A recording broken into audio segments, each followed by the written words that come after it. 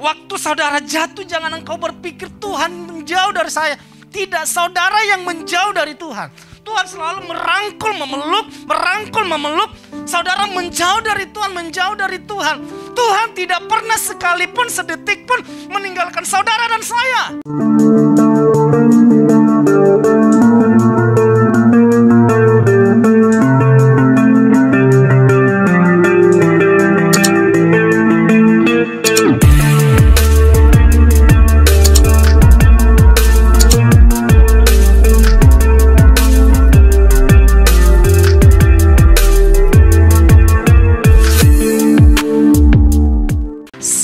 Siapa yang dapat memisahkan saudara dari kasih Kristus? Apakah pelanggaran kesalahan saudara yang saudara lakukan itu dapat memisahkan saudara dari kasih Kristus?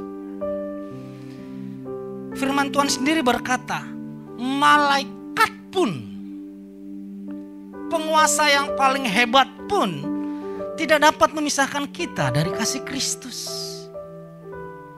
Siapa yang dapat mengintimidasi saudara? Siapa yang dapat menghakimi saudara? Siapa yang dapat mengkutuk saudara? Siapa yang dapat membuat saudara miskin? Dari pihak Tuhan, dia berkata, tidak ada yang dapat memisahkan kita dari kasih Kristus. Kenapa dapat demikian? Pasti ada alasannya dong. Kenapa firman Tuhan, kenapa surga berkata demikian? Firman Tuhan berkata seperti ini. Sama-sama kita baca, 1, 2, 3. Dia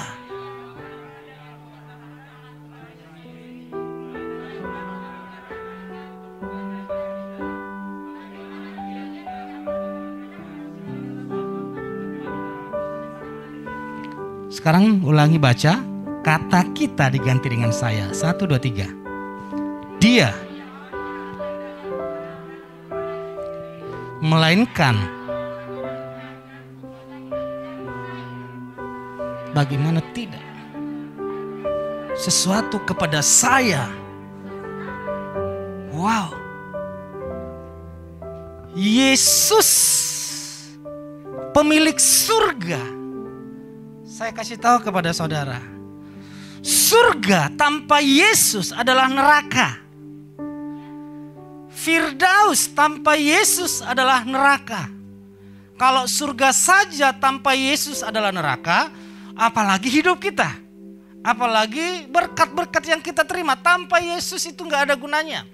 Yesuslah yang paling berharga dari semua yang berharga. Nah, Yesus yang paling berharga ini diberikan kepada saudara. Sekali lagi, Yesus yang sangat berharga ini. Jadi saudara ingat surga, jangan ingat tidak ada air mata, tidak ada panas, tidak ada penyakit, tidak ada penderitaan, hanya ada emas, permata. Itu salah. Ingat surga, ingat yes. Ingat Firdaus, ingat Yesus yang sangat berharga itu, sumber kehidupan itu diberikan kepada saudara lewat karya salibnya. Nah, kalau Yesus yang sangat berharga itu diberikan kepada kita, apalagi segala sesuatu yang ada di bumi ini, yang ada di surga. Firman Tuhan berkata, bagaimana Dia tidak akan menganugerahkan segala sesuatu kepada kita. Bapa menganugerahkan segala sesuatu kepada saudara dan saya. Saudara gak usah terlalu sulit untuk memahami firman ini. Cukup diamini saja. Karena ini yang tertulis. Saya rasa tidak tanpa penjelasan saudara cukup mengimani. Katakan amin. Sangat jelas di dalam firman ini. Apa yang dianugerahkan kepada Yesus itu bersama-sama dianugerahkan kepada kita. Waktu Yesus dipermuliakan, kita juga dipermuliakan.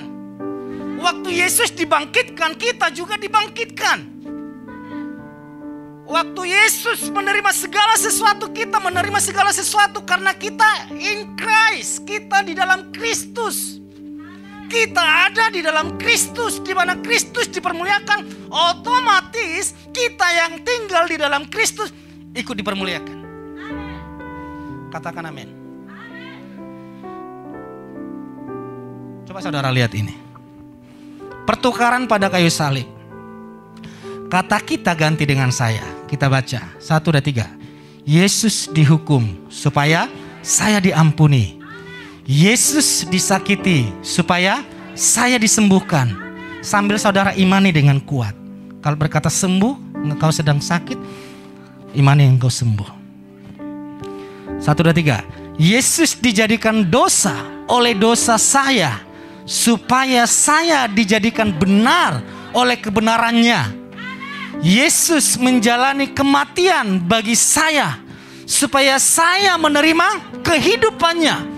Yesus mengalami kemiskinan saya supaya saya menikmati kelimpahannya. Yesus menanggung rasa malu saya supaya saya menerima kemuliaannya. Yesus menanggung pertolakan saya supaya saya menerima. Yesus menjadi sesuatu kutuk supaya saya menerima. Berikan tepuk tangan yang paling dahsyat bagi Tuhan. Katakan amin.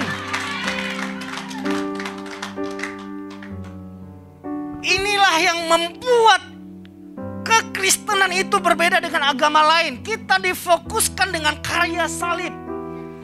Kalau yang lain difokuskan lihat dosamu, lihat kesalahanmu. Jujur saudara, sehebat apapun saudara, saudara tidak bisa keluar dari lingkup kesalahan saudara, akan berputar-putar di dalam kesalahan yang sama.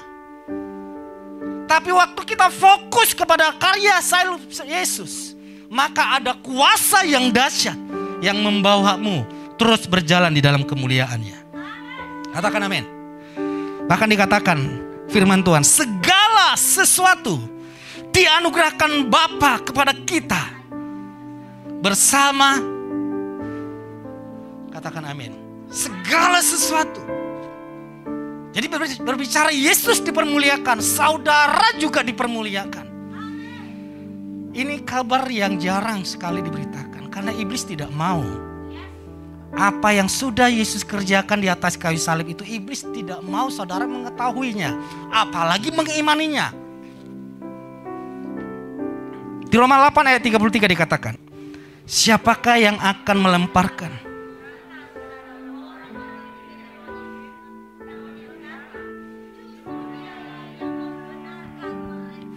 Saudara berkata, Pak, kalau saya sudah ditebus, saya sudah dibenarkan, bagaimana dengan kesalahan yang masih sedang saya lakukan? Bagaimana dengan kejatuhan saya yang hari-hari ini, Pak, masih baru? Saudara, ini saudara pegang. Ini firman Tuhan. Dari pihak Tuhan, Tuhan membenarkan saudara tanpa menghakimi. Katakan amin. Karena firman Tuhan ini sangat jelas dikatakan, siapa yang melemparkan tuduhan? Siapa yang mengintimidasi saudara? Apakah Tuhan? Hai anakku, engkau tidak layak menerima perjamuan. Engkau masih memaki istrimu, engkau melawan suamimu, engkau masih bertengkar, engkau tidak layak beribadah apalagi menyembah. Sucikan, kuduskan dulu hidupmu, baru engkau datang beribadah dengan sungguh-sungguh. Apakah demikian?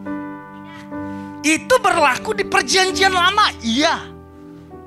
Di perjanjian baru, anak domba itu waktu disembelih. Coba Kevin, saya seorang imam membawa anak domba untuk disembelih. Saya orang berdosa. Saya bawa kepada imam, anggaplah ini imam. Saya bawa anak domba untuk menebus dosa. Yang menjadi pertanyaannya, yang dicek itu siapa? Yang diteliti itu siapa? Saya atau anak domba? Saya nggak perlu diselidiki lagi. Orang saya datang membawa anak domba ini untuk menebus dosa saya. Tidak penting saya diselidiki. Selidiki aku, lihat hatiku. Yesus tahu tanpa diselidiki. Yang diselidiki adalah domba ini. Layak enggak domba ini menebus dosa saya? Kalau layak, maka dosa saya ditransferkan kepada domba ini, dan kekudusan kebenaran domba ini ditransferkan kepada saya. Kalau perjanjian lama, maka dia akan berkata, hore, aku sudah kudus, aku sudah benar. Jadi Tuhan Bapa yang selidiki adalah pengorbanan Yesus, anak domba Elohim yang hidup. Dia tidak menyelidiki saudara dan saya lagi. Sama sekali tidak ada penghakiman, tidak ada tuduhan. Oke. Ada seorang ibu berkata kepada saya, Pak, tolong saya. Kenapa anak saya punya masalah berat dan akan masuk ke persidangan. Anak saya melakukan kesalahan yang fatal. Lalu anaknya ini telepon mamanya. Mama gak sayang saya lagi. Semua orang meninggalkan saya, semua orang menjauh dari saya, termasuk mama. Padahal mamanya saat itu mendengar kabar itu shock, lalu sakit dan tidak mau terima telepon. Setelah agak sembuh, mamanya telepon anaknya. Anaknya berpikir mamanya ini jahat. Waktu saya jatuh, saya ditinggalkan mama. Karena bapaknya sudah tidak ada, meninggal. Lalu mamanya telepon, mamanya berkata, Nak, kalau orang Batak ngomong gini, kamu itu tondi-tondiku. Kamu itu nafasku. Kamu itu hidupku. Jika engkau jatuh, jika engkau berbuat kesalahan, sebagai seorang mama, sedikit pun kasih sayang mama tidak berkurang. Yang mama lakukan adalah bagaimana memperjuangkan anakku ini kembali berdiri tegak. Kasihnya itu membalut dia. Nah, rasa malumu itu juga rasa malu saya. Jika engkau terhina, saya yang terhina. Jadi jangan pernah engkau berpikir bahwa saya sebagai orang tua meninggalkanmu. Saya akan berada di garis terdepan mengatasi permasalahanmu. Tuhan ada di garis terdepan mengatasi badai persoalan saudara. Waktu saudara jatuh, jangan engkau berpikir Tuhan menjauh dari saya. Tidak, saudara yang menjauh dari Tuhan. Tuhan selalu merangkul, memeluk, merangkul, memeluk. Saudara menjauh dari Tuhan, menjauh dari Tuhan. Tuhan tidak pernah sekalipun sedetik pun meninggalkan saudara dan saya. Ini bukan kasih murahan. Kalau saudara orang tua akan mengerti bahasa yang saya sampaikan ini. Berkali-kali anak kita jatuh. Berkali-kali anak kita melakukan kesalahan. Sebagai orang tua terus membawa anaknya itu bangkit. Dengan kasihnya dia mendidik. Dengan kasihnya dia menuntun. Separah apapun anak itu tidak berkata, selesai hubungan kita ya. Kalau itu yang dilakukan Pak Erwin, maka tidak punya anak lagi Pak Erwin. Laura bikin kesalahan, sudah, kamu tidak anakku lagi. Kevin bikin kesalahan, sudah, kamu sudah tidak anakku lagi. Jeko bikin kesalahan, sudah, kamu sudah tidak anakku lagi. Siapa menjadi ahli warisnya Pak Erwin? Istrinya. Istrinya melakukan kesalahan. Pak Erwin? Dia jawab dengan ketawa. Dia tidak berkata tak tinggalin. Itu yang Tuhan lakukan. Yang mengintimidasi saudara dan saya itu adalah iblis. Yang mengintimidasi saudara dengan saya adalah pikiran kita yang belum berubah di dalam Kristus. Engkau tidak layak. Di dalam perjamuan kudus tadi saya katakan dengan firman Tuhan, engkau dikasihi tanpa syarat. Engkau diperkenan tanpa henti. Engkau diberkati tanpa batas. Yang percaya berikan tepuk tangan bagi Tuhan.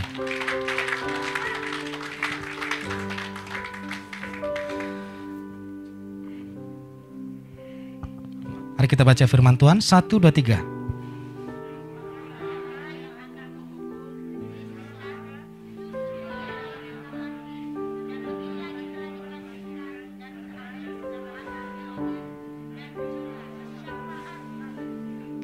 siapa yang akan menghukum?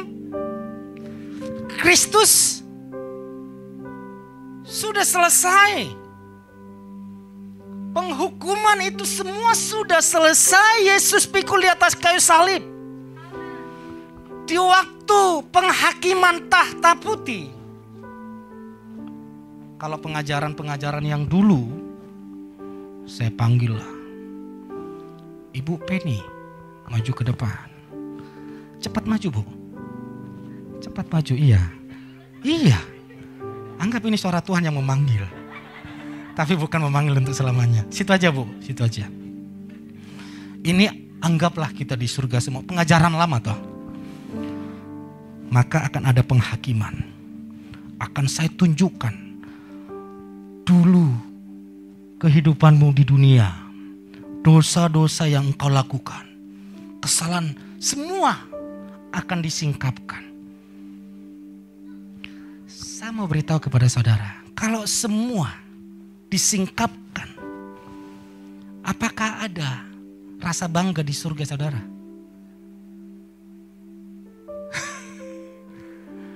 Apakah ada berkemenangan di surga?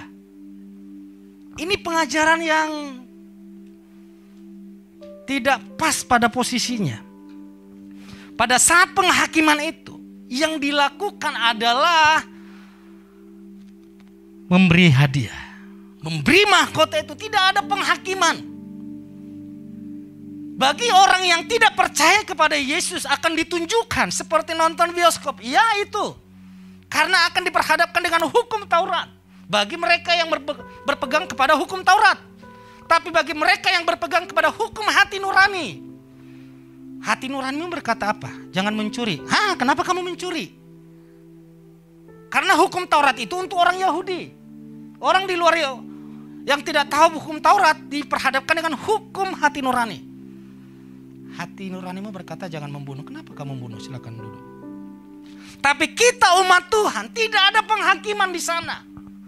Katakan amin. Tidak ada penghukuman di surga. Seakan-akan saudara dipermalukan dulu, disingkapkan semua aib saudara.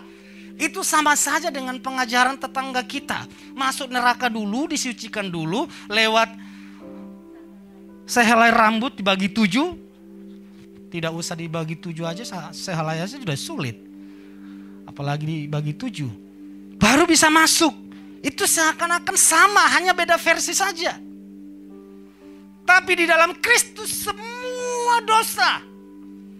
Dan Yesus berkata, firman Tuhan berkata, aku tidak pernah mengingat itu lagi. Katakan amin. Tepuk tangan bagi Tuhan. Kalau dari pihak Tuhan tidak mengingat itu, jangan saudara mengingatnya. Semakin saudara mengingat karya Yesus, semakin saudara fokus kepada Yesus. Saya percaya di dalam pekerjaanmu, engkau semakin bergairah. Di dalam studimu, engkau semakin bergairah. Karena apa? Karena kuasa Yesus itu yang akan memampukan saudara. Saudara bekerja bukan lagi dengan kekuatanmu, tapi ada kuasa karya Yesus di sana. Saudara belajar, ada karya Yesus di sana. Saudara fokus kepada Yesus. Saudara fokus kepada Yesus. Tahun 2004 saya sekolah Alkitab. Saya belum mendapatkan pengajaran ini. Saya selalu menjaga kekudusan. Ngomong pun sedikit. Jam-jam saya paling banyak ngobrol kepada Tuhan daripada ngobrol kepada sesama. Serius. Saya mau punya prinsip kalau saya ngomong ke orang itu ya langsung tumbang gitu. Kalau saya pegang seseorang itu ya langsung dilawat Tuhan. Beneran itu terjadi. Satu kamar, satu tempat tidur itu 3 tingkat. Saya di tingkat yang kedua. Saya berdoa. Saya selalu berdoa. Saya paling anti disaingi. Kalau ada orang doa pagi itu, doa fajar itu jam 4 pagi. Saya harus bangun jam 3 pagi. Itu dulu. Kalau ada yang bangun jam 3, saya harus bangun jam 2. Karena saya harus lebih kudus dari semua yang ada di sini. Cara berpikir saya.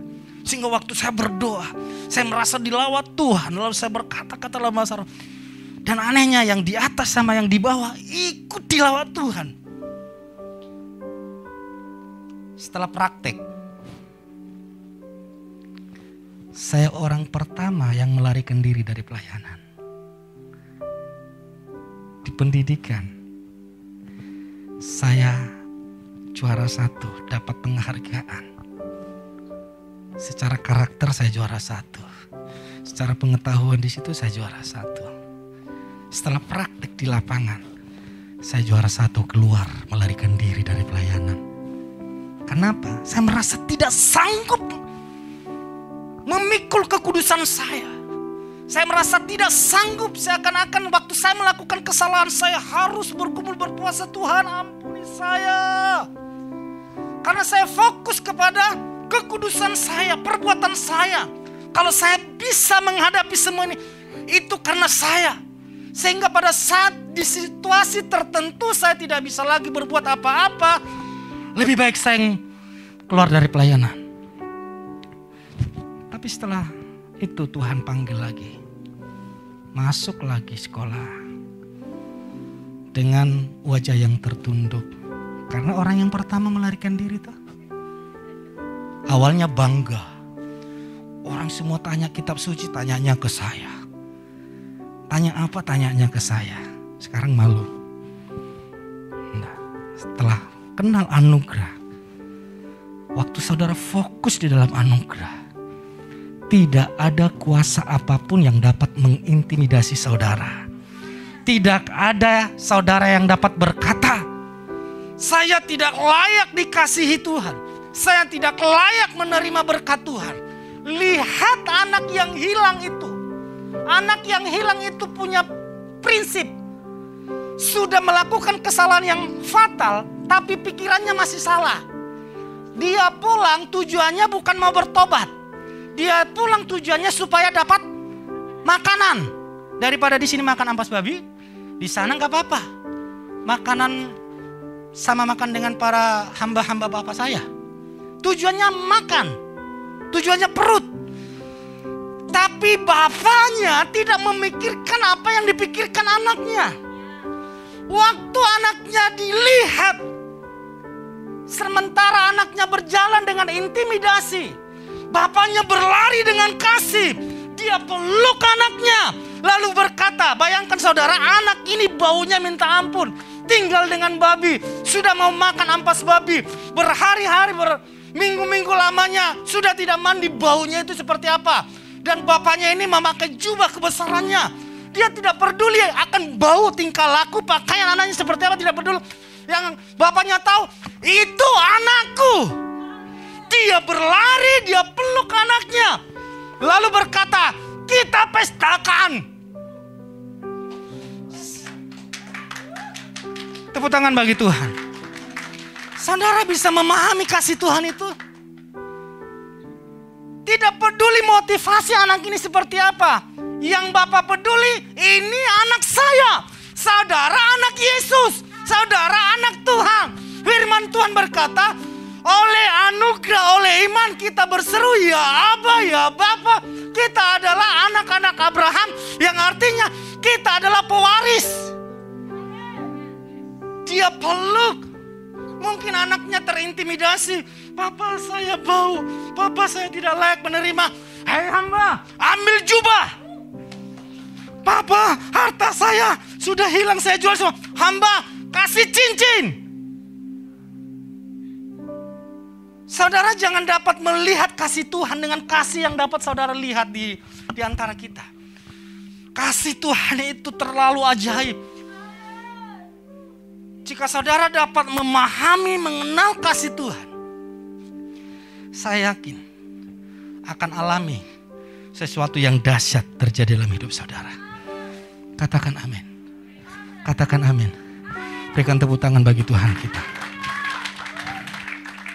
Itulah yang dikatakan di dalam firman Tuhan. Sama-sama kita baca. Sebab aku yakin bahwa baik kematian maupun kehidupan, baik malaikat-malaikat maupun penguasa-penguasa, baik yang sekarang maupun yang akan datang, atau kuasa-kuasa, semua 1, 2, 3, baik yang di atas maupun di bawah, ataupun makhluk ciptaan yang lain tidak akan dapat memisahkan saya dari kasih Elohim yang ada. Tuhan, kita berikan tepuk tangan bagi Tuhan. Katakan amin. Jesus love me. Jesus love you. This I know. Ini yang saya tahu. Cukup itu yang saudara tahu. Yesus sayang saudara. Yesus cinta saudara. Sementara saudara fokus kepada karya Yesus, saya berdoa di dalam nama Yesus, mukjizat terjadi dalam hidupmu, mukjizat terjadi dalam ekonomimu, mukjizat terjadi dalam kehidupanmu. Katakan amin.